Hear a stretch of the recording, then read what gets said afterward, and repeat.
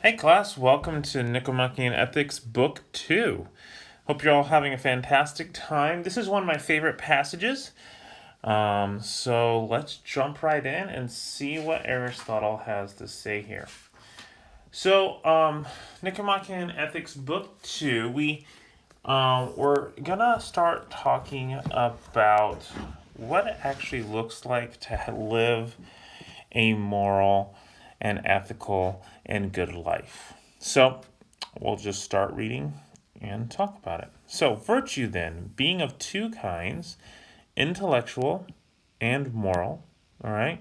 So there's two kinds of virtue. There's intellectual virtue and moral. Remember virtue? Virtue is doing the right thing, right?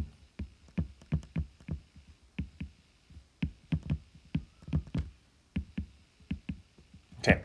So then there's two ways to do the right thing, right? To have virtue. It's by having there's intellectual virtue. You can do the right thing intellectually, and you can do the right thing morally. Intellectual virtue, in the mainly owes its birth and its growth to teaching, for which reason it requires experience and time, while moral virtue comes as a result of habit, which also its name ethike is one that is formed by a slight variation of the word ethos, habit.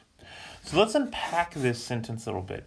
You have two types of virtue. Intellectual virtue comes from teaching.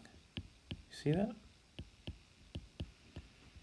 So, in other words, teaching from your parents, teaching from your teachers, teaching from societies, teaching from even when you watch TV shows or movies, they're teaching you intellectual virtues, okay, based on what they're trying to say. I just watched Picard, which is a Star Trek show. And one of the big things they were trying to get across through the shows, they were trying to convince you that fear is what leads to treating other people poorly. So fear of maybe that you won't have the same lifestyle or that they will hurt you. Okay, but if we can conquer our fear, then we will no longer have we will no longer treat people incorrectly. Whether you agree with that or not, that was the moral that the TV show was trying to show. Okay, so intellectual virtue comes from teaching. Okay, while moral being actually doing the right thing, okay, comes from habit. And he's saying that there's two words here, okay, ethike, which is actually also the root word for ethics. Hold on one moment. Yes, baby. It's raining outside, but when it's done raining, can you swing us on a swing? Yes, I will. And when I'm done here, okay? Okay. I love you. Love you. So ethics, okay, also comes from this idea. But anyways, moral virtue comes from habit. So intellectual virtue comes from teaching, moral virtue comes from habit. All right? From this, it is also plain that none of the moral virtues arise in us by nature. For nothing that exists by nature can form a habit contrary to its nature. For instance, the stone by which nature moves downwards, that would be, of course, to gravity, cannot be habituated, it can't be made to have a habit of moving upwards, not even if one tries to train it by throwing it up 10,000 times. Nor can fire be habituated, trained to move downwards. Nor, because you know that heat goes up, right? So fire generally goes up. All right? Nor can anything else that by nature behaves in one way be trained to do or behave to another. Neither by nature then nor contrary nature do virtues arise in us. Rather, we are adapted by nature to receive them, and we are made perfect by habits. It's like the old thing when you're doing sports, right?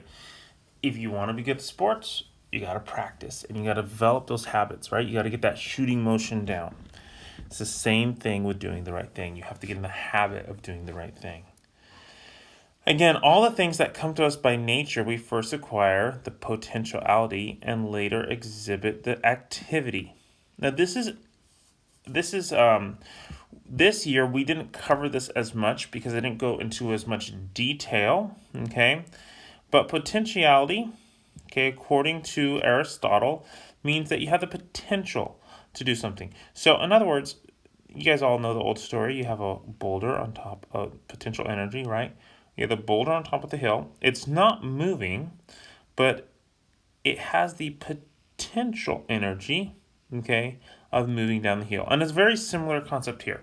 We have the potential to do the right thing. In other words, we can, but that's different from actually doing the right thing, the activity doing the right thing. This is plain in the case of the senses, for it's not often by seeing or often hearing that we get these senses, but on the contrary, we had them before we used them and did not come to have them by using them. What he's saying here is, look, you don't get sight by seeing.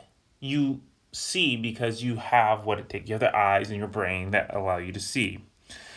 But the virtues we get first by exercise them, and this also happens in the case of the arts as well. So what he's saying here is that getting virtue is not the same thing as seeing. You see because you have all the tools already, but you have to exercise in order to get virtuous, to be able to do virtues.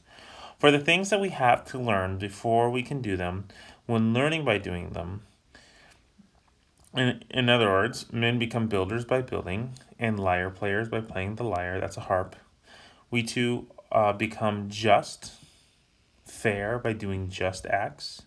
Temperate means we have an even personality. We don't overreact to things by doing temperate acts. Okay, and brave by doing brave acts. Right. So this all makes sense. Right. We do these things because we practice them. Okay. And we learn to do them.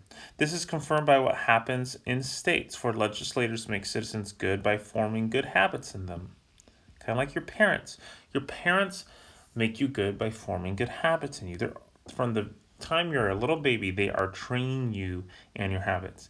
And this is the wish of every legislator, and those who do not affect it miss their mark. And it is that a good constitution differs from a bad one. So this is going to be one of your reading guide questions. The Constitution is the law of the land. Okay. Another what he's saying is this: a good law of the land or a good constitution is going to look to put good habits in its members. I mean, it's as simple as like you don't kill, you treat others fairly, you whatever the Constitution tells you have to do, the goal is to have good habits in its people.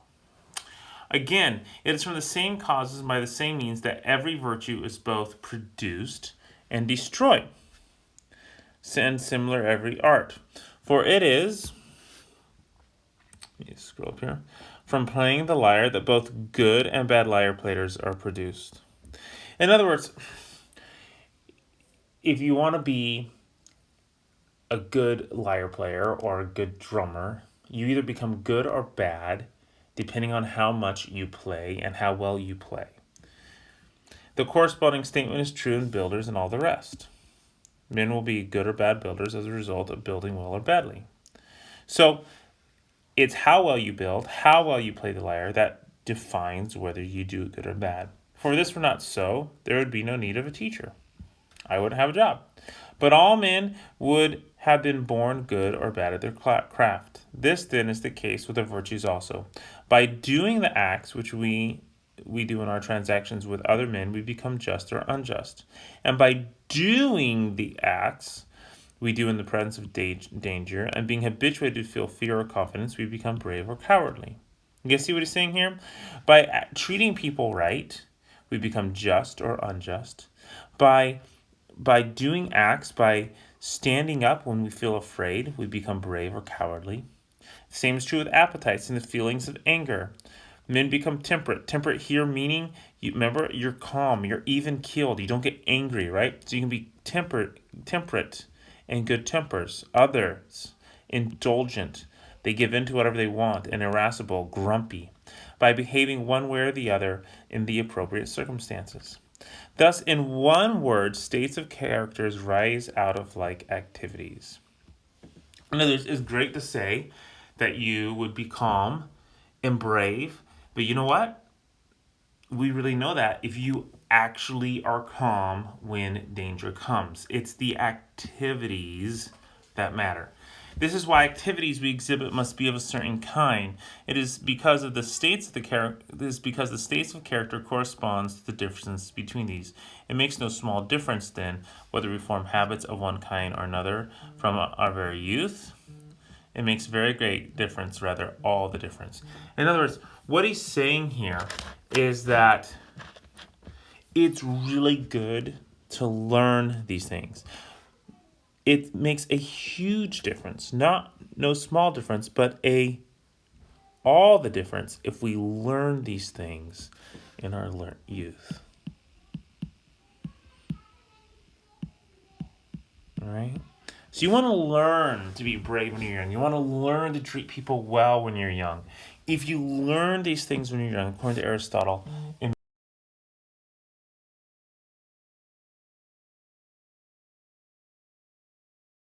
I'm going to pause this right now and we'll do chapters 2.